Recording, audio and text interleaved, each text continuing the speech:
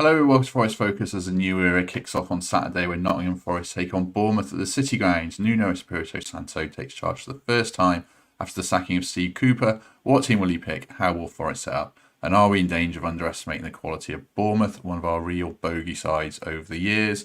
Joining me to discuss all that is, first of all, a man who's had to talk about a few defeats of late, so it's good to get him on before a game, so at least we know he can't be too down in the dumps. Mark Sutherns, good afternoon, how you doing? Yeah, I'm good. Thanks, Matt. Yeah, good afternoon. Looking forward to not being so negative this time. Start of a new era. So I'm going to try and put some positivity in if I can. Yeah, I think we'll be able to do that. Collectively, second guest today. Is this? Yeah, it'll be the final Christmas jumper we see based on when you're on. Mikey Clarke, how you doing? I am great, thank you, Matt. I don't know. I might keep wearing them. I've got a lot to go through. Yeah, but I'm good. How are you? Good, thank you. Good, yeah. An Indianapolis Colts theme jumper for people who are listening, not watching today. Mikey's wearing, I think he's worn about 6 or 7 of these Christmas jumpers on, and he had a different one on last night on our Christmas do as well. So yes, a man with conviction when it comes to the festive season. Mark, why don't you kick us off? Just before we get into the game, obviously lots of big changes this week. Thoughts on Steve Cooper's departure? Nuno in. Are you happy with either move? Both? One or not the other? How are you seeing it? Yeah, happy's a bit of a stretch, isn't it, this week? I think obviously I'm very sad at the departure of Cooper. He meant a lot to us as Forest fans, I think it's fair to say. And I'm having to kind of disconnect what I think of Cooper as a person and the man from the job, and the fact that it was the right thing to do in terms of the results we got, but it doesn't make it any easier to lose a character like Steve who'd done so much for the club and for the city from the picture, right? So I'm coming to terms with that, and I don't think that'll really sink in until Saturday when we don't hear the Cooper songs and we don't see Steve come out 5 minutes before the team, and things that will be missing from the rituals that we've come to love. So I'm content with the appointment of Nuno. I think it's of the options that are thrown around, probably think it's the right option. I think he's got the credentials to take us to that next level that the owner clearly expects and wants. So I don't think happy is the right word, but I guess I'm kind of satisfied that he's taken a step forward with the appointment, but obviously still mourning in some ways the fact that Cooper's no longer with us. He's not died, of course, but it feels like that for many, as people said around the time. Yeah, it feels like we've lost someone very dear to us, and I think we have. Yeah, I mean, we kept saying on this podcast, it won't always be like this, and now we've probably reached a cut-off point where we're back to being a regular football club in that sense of, not every club has a bond with the manager. I can't think of many that do, but we'll get on to Nuno more. But Wolves fans I know love him. Said he connected with their football club, and I think we have to give him a fair crack of the whip starting from Saturday. What about you, Mikey? I mean, was Nuno the man for you? I think you were ready for a change manager-wise, but how do you feel about it all? Yeah, but very similar to Mark, I think. On that change curve, I think I was at acceptance a long time ago, probably even after Tottenham. I expected it to happen. So it's very sad. Like Mark said, he meant more to us than just a manager, the way he united the city and gave us the best couple of years that really nobody was expecting after 2 decades messing around in the Championship in League One. He's got us back to the promised land. I think if you take the emotion out of it, which is very hard to do because we're all connected with him, if you take the emotion out of it, and if you look at statistically and the results we were getting and the fact that we'd had to go back to last year's team, in fact, because he just wasn't getting a tune out of the players for whatever reason, the new players, it probably was the right decision. So I haven't been on for the last week, but I think if I would have been on that, I would have said that I would have made the change.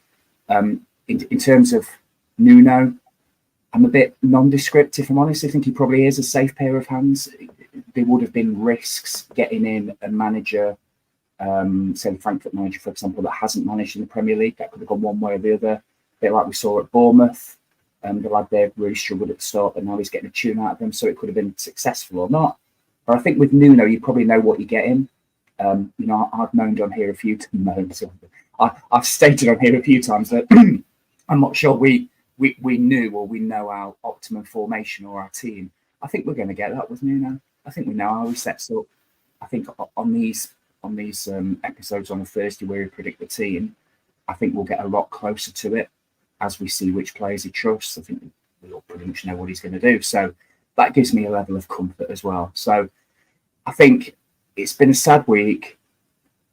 I think once we get to a stage where we've accepted what's happened, I think most people will look back and say, thank you, Steve. You and your team did a phenomenal job. You'll never have to buy a pint again in Nottingham. But you're always welcome here in the city. And just thank you very much. And hopefully we can all get behind the new manager and move on. And it starts on Saturday. This is a bit of a moot point now, Mark, but would you have had any interest in Akira McKenna, Michael Carrick, a manager of the younger ilk who's done very well below and could play the kind of football that fans had craved, but also comes with a very kind of high risk tariff given their lack of experience? Yeah, I would have liked that, but I don't think that's a Marinakis appointment, is it? He wants a manager who's going to take us to that top 10, challenging for Europe, and he'd want someone who's been there and done that, and that's what he's got in Nuno. You can see he fits the profile perfectly in that respect. So I think he would have looked at Cooper and gone, that was perhaps an investment in a young manager, and it's taken us so far. So I don't think he was going to repeat that. I think we might go back to that kind of appointment in the future, but right now the ambition is such that we need a manager who's equipped to lead us to a top 10 finish and European places. That's not me speaking. Personally, I think we're some way off that, but certainly the owner thinks that's what we should be striving for. It's not that I lack ambition, it's just I'm more realistic, I think, and pragmatic about where we are at the moment. I was kind of dubious that we did have a squad that could take us to that, and I still don't think we have. But obviously the owner feels that with his continued investment, he needs a manager who can take us on to that kind of status. And I think that's what Nuno is. I think he fits that bill perfectly. And by the way, if Cooper does want to buy a pint, he needs to go to the NAV, right, Matt? Because you need to get that to... Oh, my word, you've absolutely teed up. There you go. I thought I'd tee that up for you. My finger's been hovering over the graphic, so let's put it up. Obviously, we're discussing Bournemouth, but you can watch the Boxing Day game on the big screen at the NAV outdoors with free entry barbecue all day, best pub atmosphere in Nottingham for Forest fans. So get down there if you want to get away from the in-laws or anything like that after the Christmas day and have a few beers with mates and enjoy the match, hopefully. And hopefully we go into it with some momentum after the Bournemouth game. Let's turn our attention to Bournemouth a little bit more, Mikey. Just general thoughts on the game. A good fixture to have first up, or a one that you have some trepidation about? Big trepidation, if I'm honest. They're on fire, aren't they, in terms of their recent run of results and performances. I cast my mind back to last season when we played Bournemouth and we were 2-0 up at half time, and I remember saying to a friend of mine, it's easy, this Premier League lark, isn't it? We're getting results, and then we know what happened in the second half. So that can happen at this level. I'm hoping if we race into a 2-goal lead, we don't blow it this time. But it's a result where if you look at it on paper, you're thinking it's a team we should be targeting beating, regardless of current form, regardless of where we're at with the manager change. I think if you pit 11 against 11, there's a good chance of us coming out on top. So it's probably a friendly fixture for his first one. I will probably say we could get a lot worse. My worry really is the ones coming up after this. We're on a horrible run. So does it put more pressure to try and get something from Saturday's fixture? Probably. But I'm more interested to see his first team lineup, because I think that will dictate the way the game goes. If he just says, for example, we'll just play the same team as we played the last two games and I'll just see what they're like and then make changes from there, I'd be less optimistic than perhaps he says, do you know what, I've seen 2 days worth of training, I know who my ball players are, I know my preferred formation, let's just go out there and attack the game and be a bit more front foot. And I think if he goes down that route, which I'm hoping he does, I think he'll get a lot of fans on board, because there's a lot of people are a bit down because of Steve Cooper, but I think they're just waiting to see what Saturday's all about. And I've got real high hopes that if he puts a team that doesn't involve 5 defenders and 5 midfielders, which is what we had the last game, wasn't happy about. If he plays a striker, or perhaps plays a 3 up front that's going to stay up front, and then has maybe 1 or 2 holding midfielders, I think that will give him a lot of support in the ground. So I'm intrigued, I think that is the word. But I think in terms of a fixture, it's quite friendly for us. I think it's winnable. I just hope we have a positive performance with a positive team selection. That's what I'm hoping for. And then we sort of snowball and gain momentum from there. But yes, a very winnable game on Saturday, no doubt. How are you feeling about it, Mark? I'll ask you for some specifics on Bournemouth because you obviously delve into the numbers more and you've seen bits and bobs of them. But how are you feeling as a first opportunity to put points on the board for Nuno? Yeah, not to be negative, I think it's the worst possible fixture we could have because they're not only a form side, they're a side that our support would expect us to beat or get a result against. And that's actually probably false because you look at it, they've won their last 3 away games, scoring 8, conceding 1. So they won at Old Trafford, they won at Selhurst Park, they won at Bramall Lane. That's their last 3 away trips. So they're formidable on the road at the moment, and they're not going to be fazed by coming and facing the new manager bounce. I think they're going to be front foot from the off. They've got players to fear in Tavernier and Solanke as well that I think are in fine form. So what gets me is that if it was a top 6 side, we would go into the game with the pressure would be off. But actually, I think the pressure's on Nuno to get something out of the game against a team along with Everton, who are the form side in the Premier League. So it's a really difficult first game for him. I think we can still get something from the game. I would take a draw. I would take a draw and a positive performance and a good atmosphere in the ground as a real plus to come out of the weekend. If we win, even better, but I think it's a difficult one for us to get 3 points from.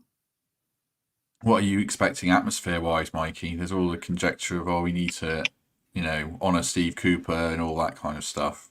I kind of hope we don't do that. No offence to Steve, but I feel like you've got to get behind the new manager now, and the atmosphere needs to be as good as it can. But my big worry is we go 2-0 down and it gets pretty nasty pretty quickly. But that's a negative outlook. What are you hoping for?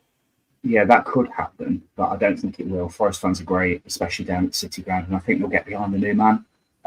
It's interesting, Mark, saying that. I wouldn't take a draw. I think it's one we need to target to win, and it's one we should be looking to win. I appreciate the form that they're in and the last few results, but I genuinely think that if you look at the results coming up, this one is one we should really try and get 3 points and make those positive changes throughout the game to try and do that. In terms of the atmosphere, it'll be great. It'll be great, and just you can think about what happens if we go 2-0 down, but you can also think, what if we're 2-0 up after 10 minutes? What then? And I guarantee the players, as professional athletes, won't be thinking, oh God, what if we're 2-0 down? They'll be thinking, how are we going to win this game? So, they talk about the new manager bounce. My wife talks about it all the time. It'd be interesting to see if that happens on Saturday. I'm praying that it does. And I'm praying that it snowballs us throughout the Christmas and New Year period. Because there'll be a lot of players there with something to prove, and a lot of players with a new start, so to speak, and wanting to show the manager what they're all about. And there'll also be ones that are thinking, I was top of the list with Steve. Am I going to be that way with Nuno? Well, the only way to do that is to show what I'm about. So I think what you'll see is a general high level of performance. I'm hoping so anyway.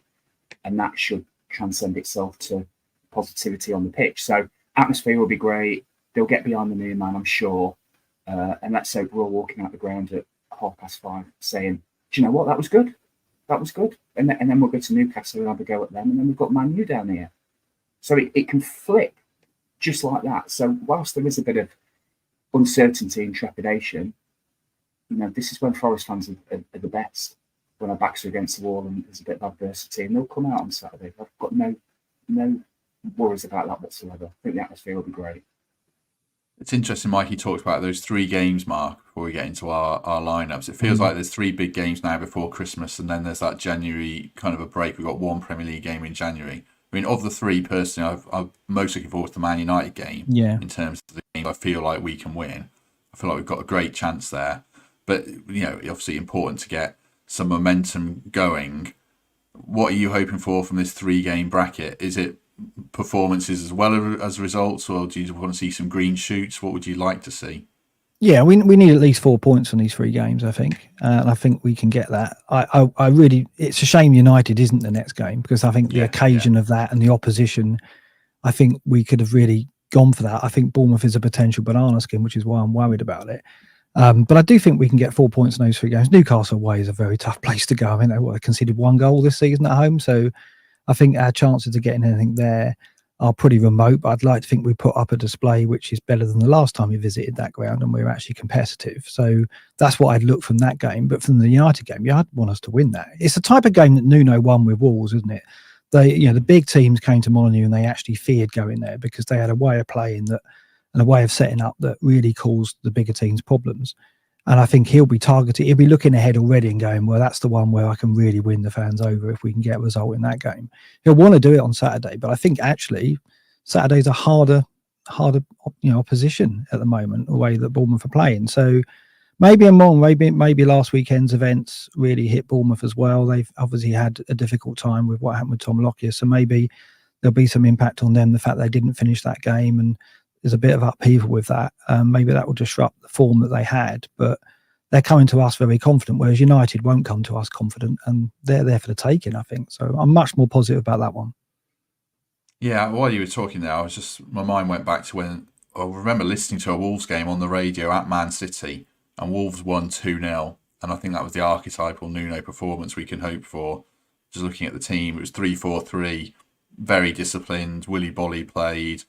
They had Neves, Moutinho, Adama Traore got both goals, that pace out wide. I think that's what we're going to have to work towards, and hopefully that happens in the longer term shortly. 350 people with us, which is great. So if you can, we've picked up loads of subscribers in the last week. Obviously not the best circumstances to do it, but if you are new and you haven't subscribed yet, do us a favour and like and subscribe either on YouTube or on your audio platform of choice. That'd be good.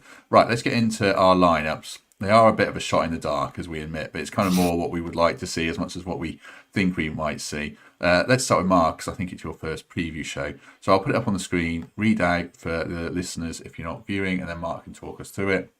For Podemos in goal, back three, Bolly, Murillo, Niakate, Williams and Toffolo wing backs, Mangala and Sangare as a two, with Dominguez and Gibbs-White in support of Chris Wood. Gibbs-White the most advanced of the two, obviously. Just talk us through the general thinking there, Mark, and then I'll throw some names at you in specifically. Yeah, I think we expect him to keep with the three at the back and win backs. That's what he brought Wolves through with, didn't he? When he got the top 7 finishes, I think he abandoned it in the last season at times. But I think we're set up to play like this. The signings that we made over the summer with players like Tavares and Montiel who aren't figured in here. We've got options in those wing back, full backs positions. So I think he'll keep with that, and I think that's good for Murillo as well. Because we want him on the ball, we want him to get time, we want him to be a factor in the opposition's halves. And I think the back three gives him the opportunity to do that.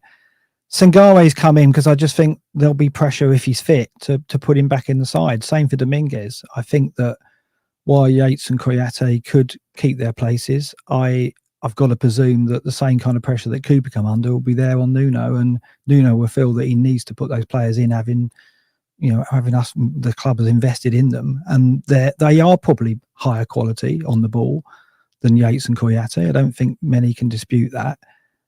So I think that we'll see them back on the team sheet very soon. Whether we'll see them on Saturday, I don't know if Sangare is going to be fit. I've gone for it because I think there's a likelihood we will see them both.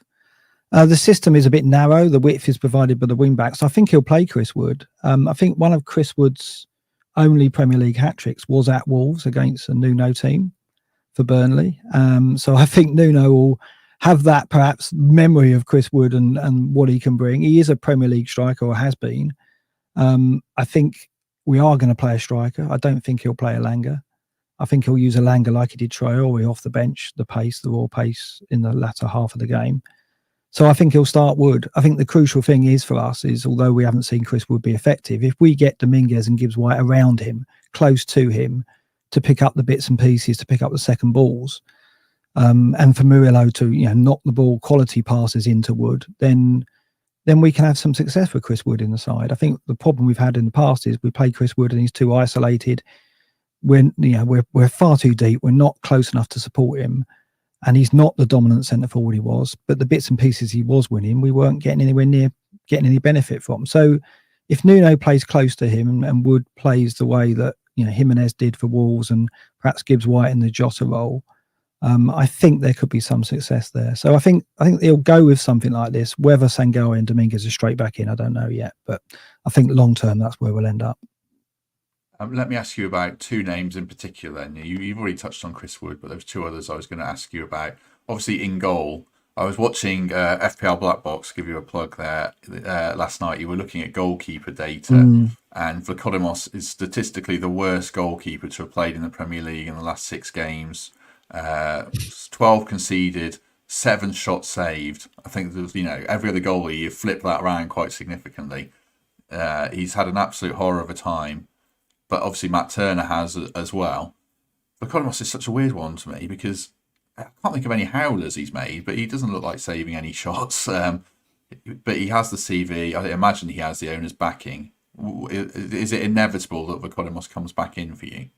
I think so. I think it's all a bit odd, isn't it? And I think when we're looking in on what was going on behind the scenes with Cooper and Marinakis, the goalkeeper situation perhaps shines some light on it. The fact that Turner started the season, he made some mistakes, and eventually, Vlachodimos ended up in the side. Now, we can speculate whether there was any pressure for Cooper to make that change, but the fact that he flipped it back to Turner for the Wolves game after the Fulham game, which was almost Cooper saying, no, I'm going to play the team that I want to play, makes me think that it will then switch back, because the errors last time out against Spurs were awful from Turner. I think it'd be very difficult to justify putting him inside after those mistakes, and after we've seen previous errors in earlier games as well. You're right, Vlachodimos hasn't made saves, but then maybe that's down to the fact that the shots that he's faced have been difficult, and it's just the run of the ball and so on. But he's a Champions League goalkeeper, he's an international goalkeeper. So I think that it would be the right move to give him another go. And I think the new manager will come in and start with Vlachodimos in goal. And obviously the manager was a goalkeeper, so you would hope he can pick between the two, better than we can, certainly, and he sees something in one of them. The other player to ask about is Gibbs White. Obviously, he worked under Nuno at Wolves as a much younger player. Fans are speculating that, Nuno's not having him. But I think a lot of time has passed, and to me it depends on more where you fit Morgan into the team rather than a critique of his ability. If he's not in, I think it's because he doesn't fit the system as much as anything. Where do you think, or what are we going to see happen with Morgan over the next few weeks? Yeah, it's interesting because when Nuno did play him, which wasn't very often, he played him deeper, didn't he? He played him as almost an 8. So he, when he broke into the Wolves side, he wasn't that number 10. He wasn't that influence in the attacking third that we know that he has. So I don't know whether Nuno will try and play him in the midfield 3 and then play 2 up front, or number 10 behind a striker, or whether he'll remain as part of the front 3. We'll have to see. That's going to be fascinating, actually. What I do know is that Gibbs White's got to be better with his end product. I was looking at some stats earlier. I love my stats, and of players in the Premier League who've had 10 shots or more, he's got like the 4th worst shot accuracy, 15%, and the only of the 4 players who've got worse, 3 of them are defenders. So that tells a tale about Gibbs White shooting this season, just hasn't been hitting the target, and so he's got to improve that. And so I hope Nuno comes in and can work on that, because I expected more from Gibbs White this season in terms of goals and assists. We haven't seen it. You can't blame him for the assists because he's had Aaron missing for most of the season as well. But goals wise, he hasn't really provided anywhere near the goal threat that I expected. I expected him to kick on. So I want Nuno to get more out of him in that respect, and hopefully he can, which will mean keeping him in a more advanced role, I expect. Yeah. My gripe with Morgan's shooting is mostly that he just takes on shots from ridiculous positions where the ball's behind him and he's shooting from 30 yards and stuff like that. I hope that, someone has a word with him and we get more out of him playing more centrally or in his best position, I would hope. Right, let's move on to Mikey's team. And again, I'll read it out for the benefit of people who are listening or watching. Excuse me. Also, Vlachodimos in goal, the same back 3, Bolly, Murillo, Niakate. Same wing backs, unsurprisingly, Williams and Toffolo. Slightly different going forwards then. Dominguez and Mangala as a 2. Elanga, Hudson, Odoi, and then Gibbs White more as a false 9. So 4-4-3, 3-4-3 even, basically. Mikey, you can do it better than me there talking through that. Tell us your thoughts and I'll throw some names at you. Yeah, lots of love for Mark's team in the comments. I must say, I'll be interested to see about this one, mine. Same back 5 or back 3, should I say. I think that probably picks itself. The wing backs have done nothing wrong. So unless he's got a real desire to chuck in a Montiel or Tavares or anything like that, that's what I'd expect to see, Williams and Toffolo. Then you've got the conversation around the midfield and the attack, of course.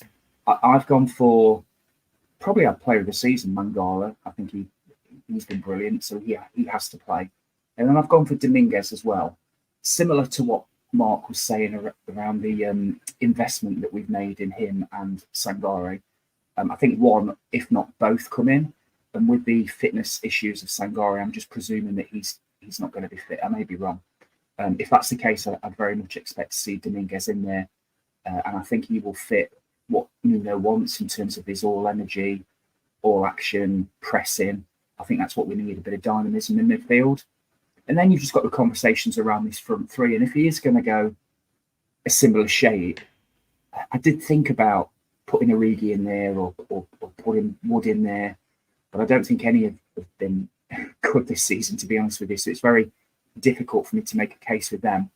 However, there is a case to be made maybe of playing Gibbs White up top, because England played him there in the pre-season tournament that they just had. He played up front for Sheffield United, if you remember, albeit because of the striker crisis, but got a load of goals for them. And I'm just thinking, whilst we are trying to get that midfield 2 or 3 right, trying to find a space for Morgan, and the fact that our strikers just aren't firing at all, is there a case to say, all right, Gibbs White, you just play up top, drop deep when you have to, but essentially you're the main man up top, and you surround him, as Mark was saying, with 2 people that can pick up and run at the defence. So you've got Alanga, very, very quick, of course, and Callum Hudson-Odoi, I think, is probably going to benefit from a run of games now. If, like I said, Nuno replicates what he did at Wolves with Traore down that side. So it's quite fluid, that front three, and I wouldn't be adverse to, as I say, having Wood or Origi in there. I just think hard for me to justify putting him in from what I've seen this season. So I'm just thinking, well, maybe he just tells Gibbs White to play up front and just see how the game develops. But again, very similar shape to Mark's. Debate about 1 or 2 or 3 of them, but I do think that he'll go with the front three, so of whatever shape. But I think Gibbs White is a little bit wasted out wide, which is why I toyed with the idea of getting him in the centre.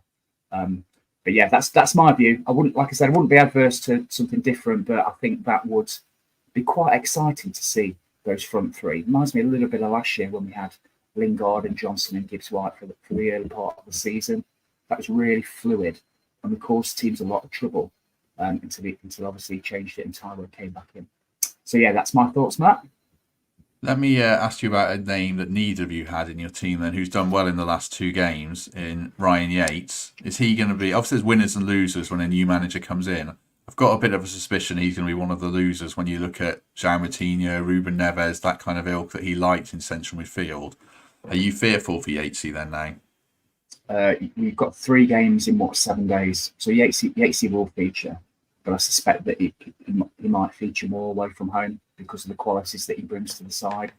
I am a little bit fearful for him. He may go with, do you know what, it's not really broken in midfield, albeit we're not creating much, and Yatesy put on a great performance against Tottenham, so he may start with Yates, but I think as the team evolve and he puts his own mark up on the side, I think unfortunately Yates might be the one to drop out. But like I said, there's a lot of games coming up in a short period of time, and away from home, Ryan is very, very, very much ideal for the team setup. So I personally don't expect him to start against Bournemouth, but I think, like I said, he'll feature at Newcastle. What about, can either of you, I'll go to Mark first, can either of you see kind of a big bold statement straight away from the manager going back to Joe Worrell in a 3 and saying, right, I'm bringing this guy back in? Or is Joe done, do you think, Mark? I think he'll be on the bench. I think he will be back in the fold. I think you look at Bolly's going to start for sure, because obviously the manager knows him. And he's been a good performer for us this season. Like Mangala, I think it's been one of the standouts. Murillo's got to play. And then it's, whether he plays Niakate on the left. I think what Niakate brings us is those long throws as well as, a bit of pace on that side. So I think I struggle to see a place for Joe at the moment, unless he moves Murillo left and plays Joe in the centre, which could be a way of going. One thing that came out of the Spurs game was it was the wide centre-backs who got forward more than Murillo, I felt. It was Bolly who got found in the final third a couple of times. So maybe we have to move Murillo to the left side to get him more involved in the attacking play, because I think we need to. Right? We've got to. He's a gift to us in that he's got passing and an ability on the ball that we've got to use. So we've got to get him more. You've got to get more out of him than just a regular centre back, because he's not. He's more than that. So maybe it will be that Joe comes in the centre eventually. I think Bolly will stay at the right side. But I don't think it'll be Saturday. I think he'll bring Joe back on the bench though. Yeah, I was sort of playing devil advocate there. I agree that I don't think he'll start, but I think he might bring him back into the squad and get him back around it a bit more. I know Joe's not the most popular on Twitter at the moment, but we have to wait and see how the land lies. There's always a way back for a player, I would say, certainly. There's also players, Mikey, like Omobamidele we haven't seen, Montiel we haven't seen. We just don't know if there's going to be some kind of left field thing where, you know, Nuno's been watching footage for hours and hours and hours and he's seen something that Steve Cooper hasn't seen in a player potentially. Yeah, potentially. He's got a couple of weeks until the window opens, and we've got a few games during that period, and we'll have plenty of training sessions and plenty of time to assess players' fitness and character and what they bring to what he's trying to do. So it's almost like last chance saloon for some of these players. So they may have geared themselves up to going back to their parent clubs potentially in January. And now I'm hoping some of them are thinking, actually, I've got 2 weeks to impress this guy. And if I can break into the team, it might see me as a permanent fixture in there for the second half of the season. So clean slate for everybody. And I thought Forest Twitter was very clever to show Joe and McKenna and Gibbs White talking to the new guy. Very clever stuff there. So almost this is a clean slate. Nuno's looking at them all. Who knows what to expect on Saturday? Get behind the lads, without saying it. That's kind of what they were saying. So I agree. I think Joe will probably be on the bench on Saturday. And I think it is last chance for some of these players to impress before they go back. Otherwise, if they don't feature in the next 10 days, in the next 3 or 4 games, you'll probably never see Montiel or Tavares or Santos in a Forest shirt again, because I think the decision will have been made. So Saturday's team will be very telling to see who's been brought back in. Absolutely. Right, I've done a lineup as well. I must admit, my lineup in my head is really more like Mark's, if I'm honest. I think we'll bring back a Chris Wood, or I don't think we'll play a Regas. I think we'll bring back a Wood. So I've done something that's more of the continuity team, and it's sort of like the team I wanted Cooper to play in his last game. But this is just an option if Nuno's looked at it and think I don't want to make too many changes. So I'm not sure this will be the team, but it's an option. Vlachodimos in goal, that same back 3 and back 5, Bolly, Murillo, Niakate, Williams, Toffolo, retaining Ryan Yates alongside Mangala for the scrap with Bournemouth, and then Gibbs White and Dominguez in support of Anthony Elanga. We haven't really discussed Anthony Elanga, so I'll throw that back to you, Mark. What did you make of the Elanga experiment up front? Can it continue or not? No, it can't work. He's a wide player. He can't run those central lanes for me. He hasn't got the instinct to be a striker in my book, either in terms of getting in goal scoring opportunities or making the kind of runs that we can hit with passes. He wasn't running the channels as a central striker. So I think he'll play the Traore role, which is he'll start some games and be an impact sub for many games. And he's perfect for that. When we bought him, that's exactly what the role I thought he was going to play. Obviously, we still had Brennan. We didn't know that he was going, but he went shortly after. And then Elanga's played many, many games as a result of that. But I think long-term, that'll be the role for him. I think your team there, I think Yates, the reason why I don't think Yates will play is because I think Nuno likes to have 2 ball-playing midfielders sitting in front of the back 4, doesn't he? So I think Sangare and Mangala can be those players for him. So I think those 2 will probably be set long-term. And then I think Yates is competing with Dominguez for that kind of combative role where we need legs. And I think Mikey's right. I think Yates will play away from home, Dominguez more likely at home. But for me, as I said, Elanga will be used as a sub most of the time, I think, because I don't see Nuno playing with wingers to start with. No. I think, or even if Hudson-Odoi is more likely to start. And what have you made of Hudson-Odoi, Mikey? We'll probably wrap this up in the next 5 or 10 minutes. But to me, he looks a bit brittle, confidence-wise, and perhaps a bit physically. I feel there's a lot more to come from him. I just hope we see it soon. Yeah, I agree. He needs a run of games, I think. He has touches of brilliance. He plays on the right, just in front of me, where I sit. So I see he's always demanding the ball, always wanting the ball. His first touch is good, but I think he you can tell he's not played for a while. Doesn't necessarily have that sharpness. Not really seen him beat anyone yet, although he's very neat and tidy. And like most people on that pitch, he had a nightmare at Fulham when he went to Fulham, so obviously dropped out of the team. But he's one that will benefit from a run of games, which is why I'd like to see him on Saturday, to be honest with you. I think it could be a back and forth game, and it could be very, very much suited to him. And going back to the Elanga point as well that Mark was making, I find him very frustrating to watch because he's got all the elements of somebody that could destroy a team. You just want him to be a little bit smarter, like he's constantly offside.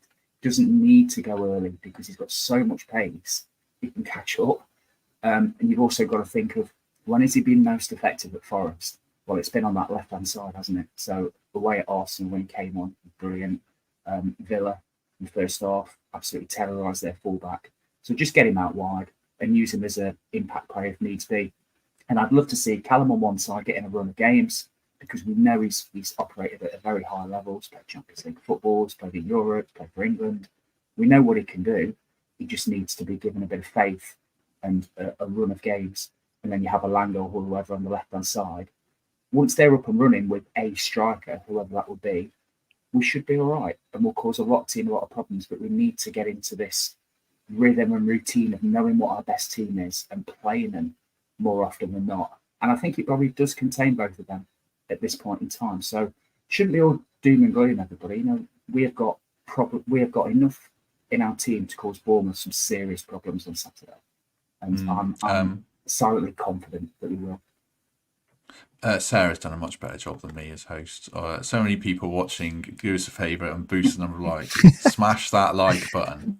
That's it, Matt. That's it. That's better. Thank you. Does this come back a bit to our kind of summer recruitment, Mark, when we're talking about Elanga and Hudson-Odoi as players, young players with potential? We sold Brennan, who was obviously fits that bracket as well, but perhaps a bit further along in his development. There are a lot of eggs in the Awoniyi basket, and now you take it away, and we're looking at promise rather than consistency. Certainly, right now.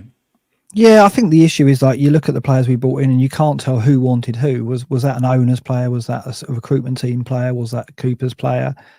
Hudson-Odoi was probably almost certainly Cooper's player. Elanga, I've led to believe, was as well. So I think that when they came in, I had hopes that they would fill the void that Brennan left, but it's the goals, right? They're neither of those players are out, known for their goal scoring in their careers to date. They are natural wingers when Brennan perhaps wasn't, so they were different to him. They bring a certain amount of flair and in Elanga pace, of course. I like them both as players, and I think they've got plenty to offer us. I think the system will have to grow into bringing them into the team for me. I think he'll start with a more narrow system and use the wing backs for width. But I do think Elanga and Hudson-Odoi will have a part to play in matches and in the future when Nuno starts to expand a bit in terms of the way we play. But I think he'll start with what he knows. And both of those players will have impact from the bench in the matches to come. Yeah, I think as well. Sorry, Matt. No, sorry, I was literally just going to say, I was nodding on to what Mark was saying. I'm just casting my mind back about the amount of clean sheets that we've had this season. I can remember 2. So this team's not keeping clean sheets. So until that changes, we need to figure out ways to hurt the opposition and to score a goal. And I think we just need to flip that mindset that we maybe had in recent games, which is, oh my God, how are we going to stop this team from scoring? Just think, how are we going to score a goal? And the way we're going to score a goal is to be a bit more front foot and pressing and play that formation, have Elanga one side, maybe Hudson-Odoi the other, and just try and go at teams a little bit more. Because, like I said, we're not keeping clean sheets, are we? So the way to get some points is to score some goals. And I'm preaching the obvious, but that's why I think the team selection on Saturday will be really, really interesting. And I've got my fingers crossed that it's far more positive than 5 defenders and 5 midfielders, which is what we had the last home game. Yeah, and I was just going to say on Elanga, I mean, he's got 3 goals and 3 assists, and he could have double of each, really, which I think is actually a real positive. That he's got the potential, he's getting in the right areas. It's just like he's just a bit green in terms of finishing, and obviously we say staying on side, but there's a real player in there. I think he could prove to be a massive bargain. It just needs a bit of patience, I think, from all of us. And I've been guilty of, tearing my hair out of that fifth offside flag on during the Spurs game and stuff like that. But there's a player in there certainly. Right. Any final words, final thoughts before we depart, Mark? No, only that Aronee's back on grass, isn't he? So that was a real positive. You put Aronee in any of the teams that we've shown today, and it makes a big difference. And so Nuno will be hoping that he gets a backup for Aronee in the window, and B, that Aronee's back as an option very soon as well. I think we all want that. So I think the window is going to be really crucial. I would imagine that Nuno has asked for some reassurance about getting support in that window. He wouldn't have come in otherwise. And I imagine also that there'll be a list drawn up, and that the Mendes link will be a strong part of what we do in that window, I imagine. So it's going to be a very interesting January again for Forest. Hopefully the recruitment this time is a bit more focused, and we see when the players come in that they're Nuno's players, and there's reason behind where we've gone with our investment, which in the past two windows, while it's been very exciting and almost unknown territory for Forest fans, when you in the cold light of day and you look back, it was chaotic, wasn't it? And I want a much more focused, clear, strategic approach to the window, and hopefully we'll get that. So I'm looking forward to that. Yeah, if they could dig out the next Ruben Neves, striker version of him, and ship out about 15 players and give Nuno 25 to work with, like Seb Hutchinson said yesterday, and check that out if you haven't seen it. It's a really interesting interview. Like the fact we had Steve Cook, an experienced player, not even registered last season. You wouldn't get that at other football clubs. So we've had our hopefully had our chaos, and let's rein it in and give Nuno a settled squad to work with, because that's when I think he'll do a good job. I think he's a good steady pair of hands. Maybe he's not as exciting as people think, but I think he'll be fine if the environment's there for him to succeed. Mikey, any final thoughts before we go?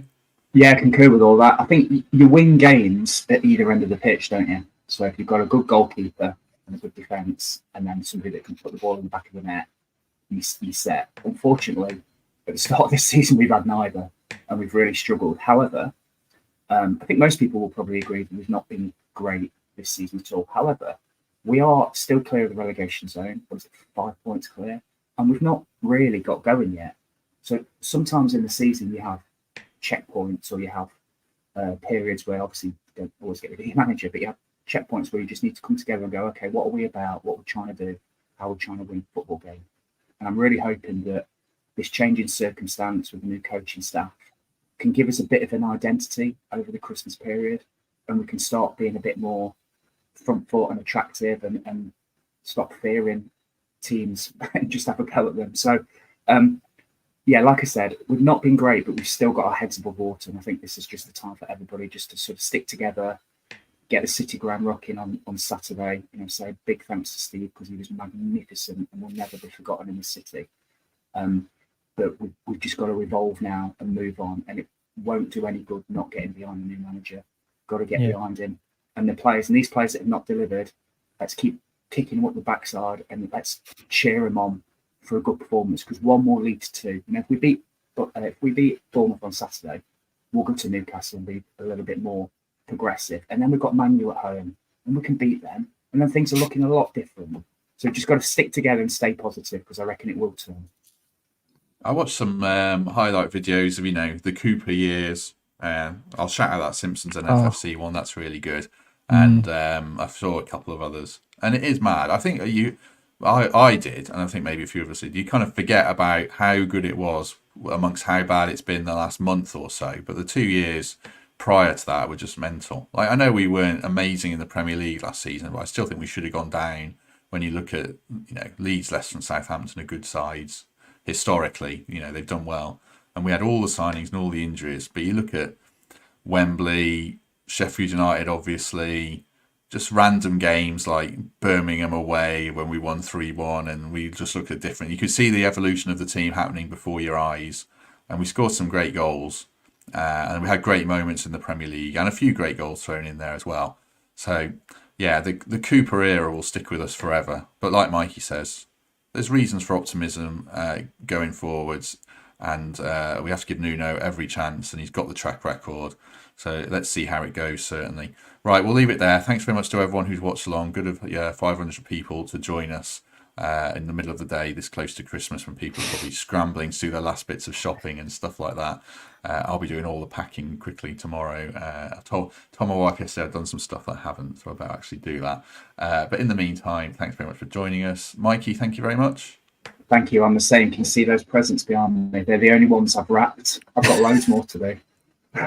We'll let you crack on. Thank you.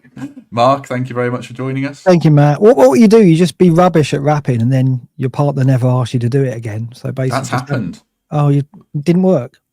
No, I said, do you want me to rap anything? She said no. She said, Oh, you're right. So You're fine. it. Yeah. I'll tell you what, she also said I'm so bad at folding clothes. So she just says, you do the washing and take it out of the dryer, and I'll fold it. Okay. You're well versed in that technique then. Very good. Oh dear. Right. Thanks very much, everyone. We will be back on Saturday after the Bournemouth game, myself and Chris from Forest All Over. So I won't wish everyone happy Christmas massively now. But if you do miss that one and you don't see us again, do have a good Christmas. And in the meantime, we'll see you Saturday. Have a good few days, and we shall see you soon.